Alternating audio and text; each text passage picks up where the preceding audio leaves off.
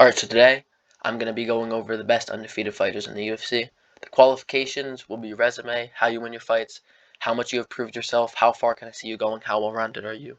So yeah, resume, your wins, who you've beaten, how you win your fights, how good you look winning your fights, if you finish them, if it's close. Also, it kind of matters who you're doing it against, which is how much have you proved yourself. Similar to resume, but it's like a mix of resume and how you win your fights. It's basically both of those, but combined as one. How far can I see you going? Like, can you become a champion? Can you get multiple defenses, number one contender, all that? How well-rounded are you? How well can you mix up? Are you one-dimensional? Can you only do one thing? Or can you do decent on the feet, do some grappling, do a little bit of everything? Which a lot of these guys are pretty good, well-rounded, so. Number 11, Leroy Murphy.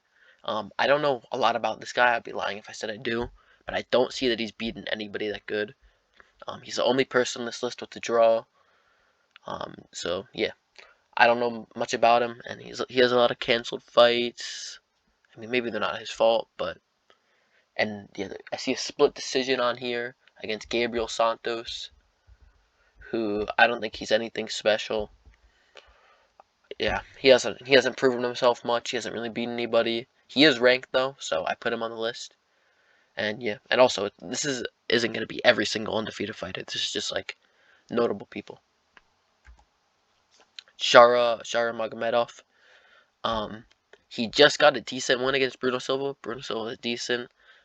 He looked good in that fight, but he's not super well rounded. He doesn't have good grappling. And he's in a grappler-heavy division, so maybe he won't go that far, but he has very nice striking. Very nice striking. He could definitely beat up some people on the feet, but he's got to work on his grappling, which is crazy that I'm saying this about a Dagestanian. But he has a lot of star power potential, too, though.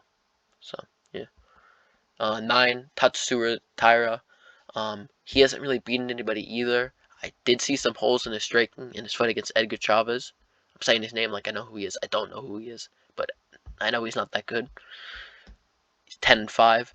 But yeah, so he showed a lot of holes in his striking in that fight. But then in his Carlos Fernandez fight, he looked good. He improved a lot. I think he finished him on the feet.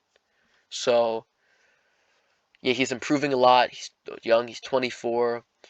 He's getting better, and he's ranked now. I think he has a big future. I can see him going far. That's why he's number 9. He's higher than those guys because I can see him going farther than both of them, and all of them have similar resumes. Bo Nickel. He's 5-0, 5 finishes. He's finished everybody he's fought, but he hasn't fought anybody really.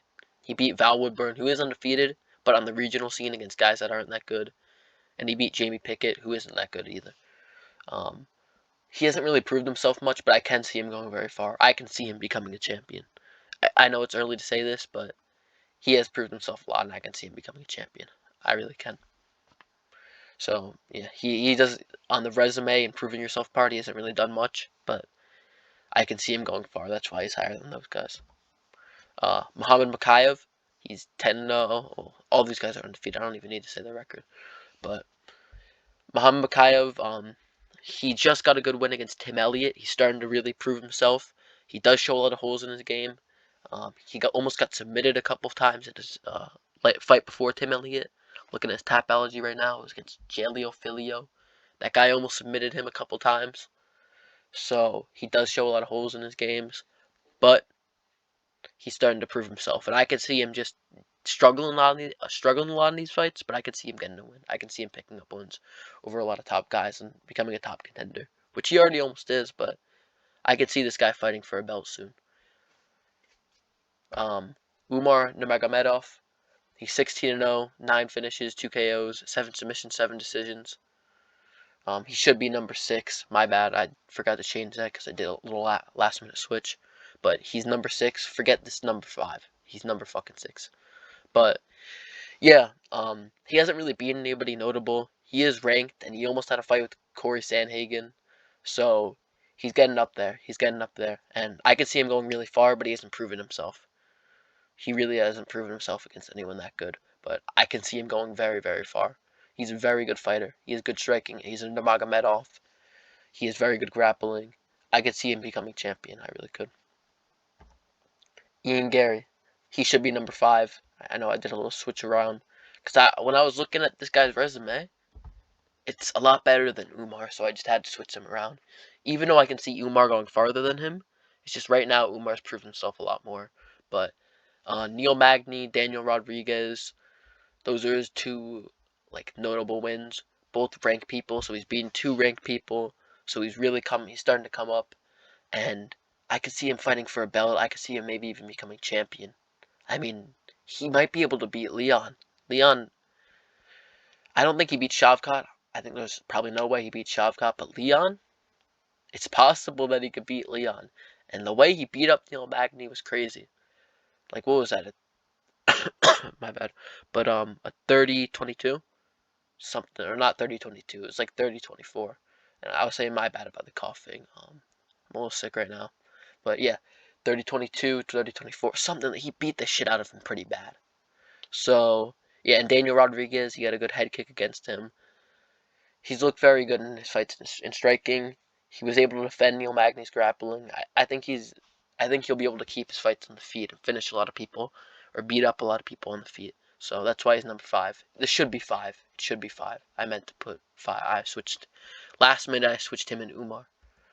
Moskar Evloev, he's 18-0, 7 finishes, 3 KOs, 4 submissions, 11 decisions. He gets a lot of decisions, but he has proven himself a lot.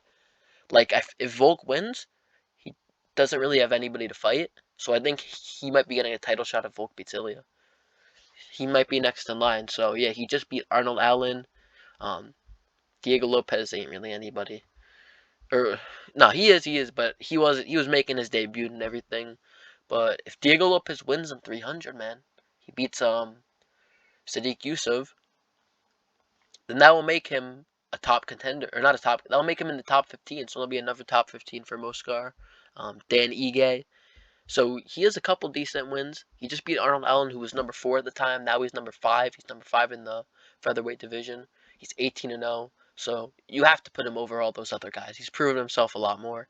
And listen, he might be next in line for a title shot. So Khamzat Chimaev, he finished almost all of his opponents, but he doesn't have the best cardio.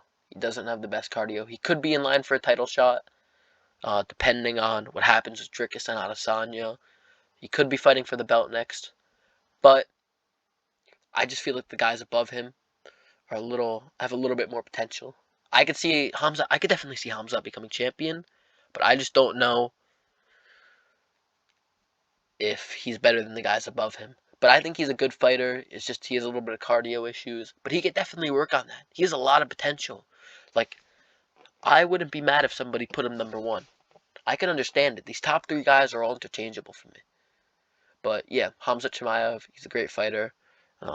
I think he probably will become champion. But I just think there's a couple guys right now that beat him in the middleweight division. Ilia Topuria is number 2. Like, yeah, you could definitely put Khamzat over him, but I just put him over Khamzat because he's fighting for the belt right now.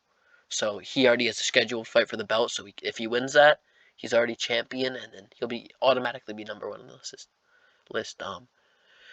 Yeah, he beat the shit out of Josh Emmett. That was like a 50, 40 fucking 44, something like that. He beat the shit out of Josh Emmett. So good on him for that. And he beat Bryce Mitchell. He's beaten a couple guys, a couple ranked guys. So he's proved himself, and now he's fighting for the belt. So he has opportunity at the belt, this is a fight that he could win. I give Volk the edge, but I wouldn't be surprised if Ilya chinned him. So yeah, he's in a winnable fight for the belt. So he's right there. So that's why I have him at number 2. And he's proven himself a lot. He's very well rounded. This guy can mix it up. He has great grappling, great striking. He's great everywhere. And he's got his opportunity for the belt in February. Shavkat Rakhmonov, 13-0. I put 13-0-1. This guy's 18-0. Scratch that. I didn't even fucking finish his thing yet. I thought I finished that. I'm a fucking idiot. But forget all that. He's 18-0, 18 finishes. He's finished everybody he's fought.